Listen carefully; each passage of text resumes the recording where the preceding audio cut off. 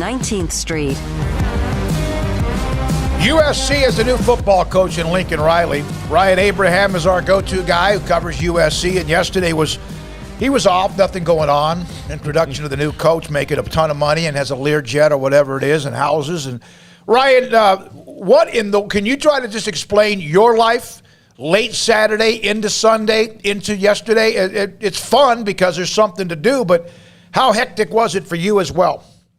It's been pretty crazy. Covering the USC beat, there's usually, 3 times a year where it's like a drop everything. This is crazy. This is happening. And, oh my God, I can't believe this is going on. Usually it's something negative. Like this is the first time in years that we've seen something positive, especially in the offseason. They did hire Cliff Kingsbury a few years ago, and he ends up leaving a month later to go to the Cardinals, but nothing this big. And once you start hearing the names like, whoa, Lincoln Riley, like he would be on another tier from the names we were looking at originally. And I was like, that can't be real. That's not going to be happening. And once it did, I mean, just the fan base was going crazy. Every show we've done, podcast, videos, whatever, just set record numbers. It's been absolutely insane. USC fans have just been beaten down for so long.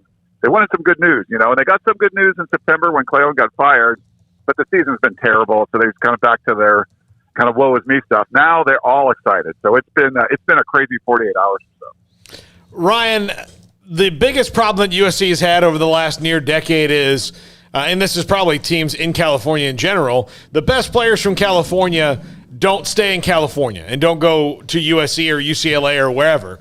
So it appears like Mike Bones said, okay, which coach is kicking our butts the most in that, and went and got him?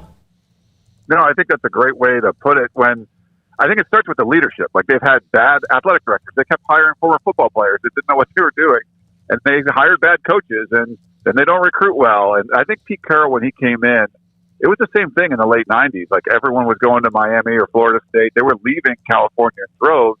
He made it cool to stay, not just at USC, but just stay on the West Coast. And I think it helped the entire Pac-10 at the time. And Lincoln Riley recruits Southern California as good as anyone from Norman, Oklahoma. Now he can do it from Los Angeles. So it should be a lot easier for him.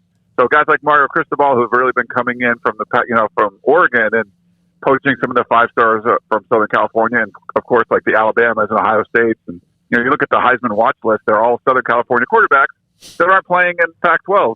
I think Lincoln Riley can change that, and if he gets some of those high-ranked 4- and 5-star guys to stay home, it's not just good for USC. Obviously, you get better talent, but I think it could help the Pac-12 as well. If you can get that Pete Carroll magic, where like, hey, it's cool, you can play football on the West Coast.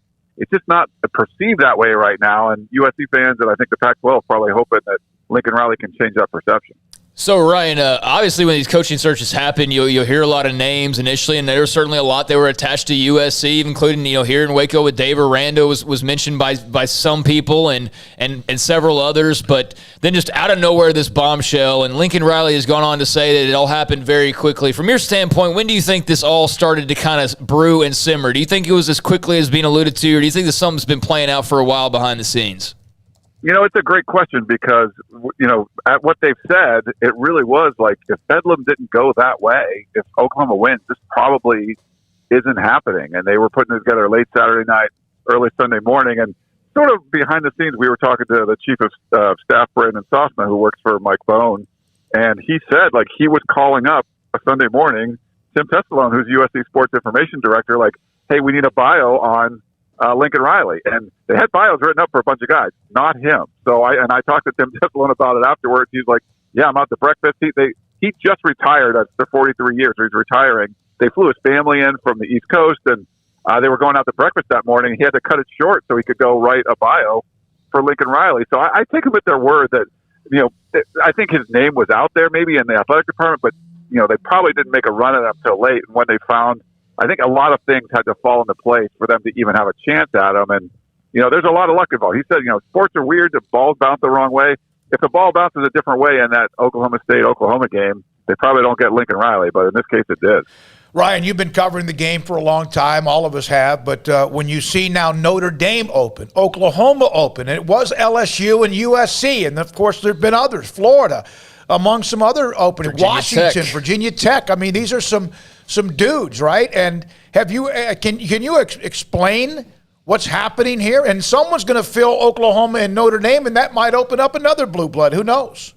Yeah, there's crazy the amount of blue blood programs that are looking for a head coach in one cycle. I mean, everyone I talked to, there was a bunch of national college football writers at the press conference yesterday. No one's seen anything like this, and there might be more. I mean, what if a Ryan Day goes to the Bears? You know, then Ohio State opens up. I mean, there's so many things that are happening, and I think it stems from the early signing period, which I'm not a huge fan of.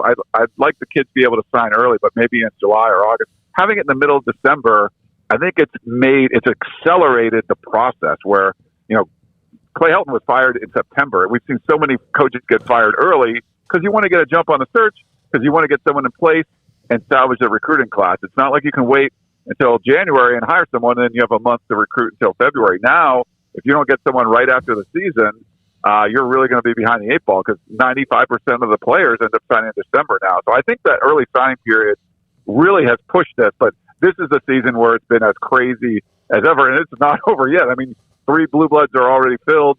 You know, there's still Virginia Tech, and you know, Washington ended up getting the Fresno State coach, Kalen DeBoer. But I think there's more that can open up, and obviously Notre Dame, you know, Oklahoma. It's absolutely insane right now. Do you? I want to make a comment about this because Ryan just brought this up. We have Mac Rhodes at 420 Baylor, and it was recorded. He makes a comment about the early signing period that he's on that committee, and they are absolutely going to look at what they can do to that. Whether it happens or not, it may not be something they can get to until the spring, but that is something, Ryan, is a great point, and they are definitely understanding what it's done to I guess, warp speed when it comes to coaching changes during the season. Yeah. I think it hurts the student athletes too, because this isn't great for, you know, Notre Dame to lose their coach like this. And if they didn't have the early signing period, it probably wouldn't happen in this way. I mean, Notre Dame could go to the playoffs, and Brian Kelly left, you know, because he's got to get to LSU quicker. So I know it was meant to help the student athletes sign early, but I think they intended it to be a few guys sign. Now that everyone signs in December, it just makes it. It's just an unattainable thing for these guys to do. And I think it hurts the student athletes. So that's great if they look at it. I think that would be the best thing for college football. Ryan, do you? When's the timetable of the Caleb Williams announcement come in? And the rest of Oklahoma's roster. But they also have, they have Jackson Dart, who I know is really well thought of there. There's a lot of dominoes that could fall player-wise. There could be, yeah. I mean, Keaton Slovis was the preseason Pac-12 Offensive Player of the Year candidate, and you know, he's probably going to either transfer out or go to the NFL. Jackson Dart was the Gatorade Player of the Year coming out of high school, and came in that Washington State game early in the season and led USC to a comeback victory. They love Jackson Dart, but you know, now you have a new sheriff in town, and obviously, if he's got a guy, Caleb Williams, he wants to bring over. I think Caleb Williams tweeted out, and there's, you know, no decisions or anything yet. I'm curious to see. I think the recruiting part of it, where like a lot of the guys he was recruiting in Southern California, that's easier because it's just, the guy I was going to Norman for, I can stay home and play for him anyway. The transfer stuff might be a little, I mean, we'll see. I mean, the transfer portal is a huge part of things now, and they might get some guys. The quarterback one would be interesting because they do have a freshman phenom in Jackson Dart, but if you bring in another freshman that has already played for Lincoln Riley, yeah, and USC really only has 2 scholarship quarterbacks left if Keaton Slovis goes. One of those guys could transfer. You might need to bring 2 transfers in. I mean, it's crazy right now. But whenever you're going to see a coaching change, there's going to be roster turnover. We've already seen a bunch of decommitments. For USC's had decommitments, like 3-star guys that were committed to Clay Helton before, and they're, you know, I don't think they're going to be good enough for what Lincoln Riley wants to see. So a lot of shakeup on this roster, and we'll know more in the next few weeks, couple weeks for sure for signing day, and then probably the transfer portal stuff soon after that. So Ryan, I know everything's got to shake out on that front, and you know, we'll need to be patient as far as him and putting together that roster. But I mean, looking around at the Pac-12, I mean, obviously got your Oregons and your Utahs, et cetera. But I mean, how quickly, especially with Lincoln Riley, do you think the USC's back in that national conversation? What do you think the expectation already is on that front? Yeah, Lincoln Riley was asked that yesterday. He's like, well, I've been here 24 hours. I'm not sure. But, you know, I feel like, yeah, I mean, they were already, they were the favorite to win the South this year, even though they had a bad year. They're 4-7 right now. They play one more game on Saturday, but the roster's still pretty good. They gave BYU all they could handle, you know, a top 15 team in the country. Just when they show up and they want to play, they can play. They just had bad coaching, bad leadership. So I think at least winning the Pac-12 South would be the expectation of the first year, if not the conference as a whole. But it's probably going to be a year or two until they're more nationally relevant. But the good thing about the Pac-12 is if they win the Pac-12, I mean, their out-of-conference schedule next year is Rice and Fresno State and Notre Dame. Two of those teams are making coaching changes. Like, I mean, they could be in the playoff discussion right away, going like 10-2, 11-1, something like that. But I think to really be, if you want to play with the big boys, he talked about the linemen, needing to recruit linemen and get better there. In 2 years or so, I think they could be in there where they could make a playoff and not just be like the number 4 seed and get stomped by Alabama or something. Like, they could actually be competitive. So I think that's sort of what the expectation is. You don't go out and sign a guy like Lincoln Riley to not expect to, be competing for championships. He's gone to 3 college football playoffs himself and won a couple Heisman trophies, and they've done that a lot at USC. So I think that's where the fan base and I'm sure the administration wants to see this program going. Well, so how about the Pac-12, though, and getting Lincoln Riley in the mix? They have, as you know, Ryan, it's been a struggle. And Oregon had an opportunity, and they let that fall, and who knows what happens the last weekend of the season. But how much does the Pac-12 need a couple of these mega coaches or whoever to come in and maybe spice things up? Yeah, they need it. And if you talk to fans of like Utah, Oregon, they're not happy that USC hired Lincoln Riley because USC's been down for 10 years. They've won 1 Pac-12 title in the last 12 years. I mean, the rest of the conference, like, hey, we have an opportunity here. Unfortunately, no one stepped up and won a championship or really made a run in the playoff or anything like that. You sort of need USC to be good. And I think that's just the way it is in the Pac-12. It's the blue blood, and they need to be good. And if USC's really good and Oregon's really good and maybe Oregon beats them in the championship game, that elevates Oregon as well. So I think it's good for the Pac-12, but they got to keep the coaches they have, like a Mario Cristobal. I like Jonathan Smith a lot at Oregon State, and they have to be able to build on that. But this is really, I think it's an opportunity for the Pac-12, even though it's going to be, it won't be, we're going to score 45 points against USC in the Coliseum and beat them by 25 anymore. That's probably not going to be happening with Lincoln Riley there, but it's still going to make the Pac-12 better, which Pac-12 fans should be happy about. Even if, USC ends up clobbering your team, it still makes your conference better. Do you think Chip Kelly was like, oh, my God? 100%. I mean, he needs to take advantage of, he didn't recruit like he should have recruited at UCLA. They're better now, for sure. It's taken a while, but that's just not his thing. Like, he doesn't want to go out there and fight for the high 4- and 5-star guys. Because when USC was down, he was not really recruiting those guys. So it allows the Clemsons and Ohio States and Alabama to come into Southern California. He didn't really put up much of a defense. They're probably like a France and World War II sort of thing. He needs to recruit at a higher level, but that's just not really his personality. But he's gonna do it his way.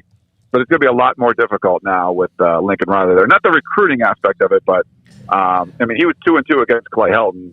I think it's going to be a lot tougher to beat a Lincoln Riley team that's got a bunch of 5-stars on it.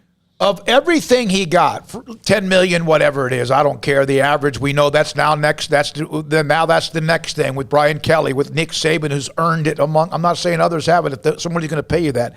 Was it the Learjet or whatever it is, 24/7 for the family? Was it the home in L.A.? Was it buying his homes in Oklahoma? Which one of those stuck out the most to you as like, wow? Yeah, I saw that on Twitter. I don't know how accurate that is. We asked about the contract details yesterday in the press conference, and they weren't really sharing anything. But when we asked Lincoln Riley about, why, he looked around. They were up the top of this 1923 club in the Coliseum overlooking. You could see the Hollywood sign over his one shoulder, downtown LA, the skyline on the other. The sun was setting, and he just looked around like, this is amazing. And I feel like the opportunity for him to build his own program on with a great basis, right? I mean, USC's got all that tradition and the resources and stuff, but he took over Bob Stoops' program, did an amazing job. This is really a complete rebuild. He comes in from the outside. I think that was the biggest appeal, that he can go on and try to win championships, compete for them, but doing it from, taking a program that's really hitting rock bottom and building it back up. So I always thought it was a great job still, even though USC hasn't treated it that way, because of the potential there and the great opportunity you have. And you'd rather take over a program that's in the dumps if you think you can turn around quickly and win the Pac-12. And I think that's what part of the appeal of why he wanted to come. Ryan, when Matt Rule took over at Baylor, the staff that was under Art Browse was still inside the building because they had a bowl game against Boise State in Phoenix, and it was it's kind of awkward, although I've been told that was something that was a lot more relaxed than you might think. What about the staff that's there right now, that as they get ready? for a bowl game. How awkward might that be? It's been an awkward 10 games, guys, because it's, they fired Clay Helton after game 2, and the whole staff pretty much knew they weren't going to be back. Now, Dante Williams, the interim head coach, who's a great recruiter, he probably had the most potential to return. We're just not sure at this point. Lincoln Riley said yesterday that he's going to talk to everyone and evaluate everyone, but I'm heading over to practice now, and Lincoln Riley will be at practice kind of watching what this staff does. So I think for everyone on the staff, it's sort of like an audition, like, hey, I'd like to stick around here, and does Lincoln Riley need a linebacker coach or whatever? And we only know a couple members of the staff. He said he's going to bring a couple more from Oklahoma. Maybe they'll announce those guys today. I'm not sure, but it is going to be a little awkward, and it's tough. I mean, if you want to be an interim head coach for like the bowl game or the last game of the regular season, that's one thing. But for 10 games, like that's a long time to be a placeholder, and it's not. Well, if you win in games, that's fine. Like Ed Orgeron did it well. He was 6-2. They were excited. Like, it's not been that way with Dante Williams on the show. So I think all the coaches sort of know they were going to be on their way out. But this week of practice might be an opportunity for them to show the new head coach, hey, you should keep me if you don't have whatever coach it is that they, whatever position they run. Do you think the USC higher ups now will be like, why did we hire all those ex-football players after Mike Bohn did this? Yeah, I mean, I think they would just had the same athletic department for years. Even when Pete Carroll was winning championships, they had like the worst weight room of any like Power 5 program, and they were like, oh, we're USC, we just do it our way, and they never brought in anybody that was like, here's how things should be done. They always brought in people that were like, well, how do you guys do things here? And they just kept it so insular, and it just deteriorated after a while. It just rotted from the inside. So they needed an outside voice. They needed outside vision, and Mike Bohn was that. I just thought they would get like a good coach, like hire an actual college football coach who other programs would want to hire. USC's never done that.